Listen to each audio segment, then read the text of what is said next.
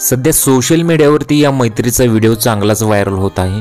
मैत्री ही मानवामध्ये सुद्धा असते आणि प्राण्यांमध्ये सुद्धा असते, परंतु तुम्हाला इथं मुंगसांची अशी मैत्री बघायला मिळेल की ती मानवाला सुद्धा लाजवेल अशी मैत्री या मुंगसांची आहे। व्हिडिओ नक्की काय तो पुढे बघा आणि त्याआधी तुम्ही चॅनलवरती नवीन असाल तर जरूर सबस्क्राइब करा अशाच अपडेटसाठी।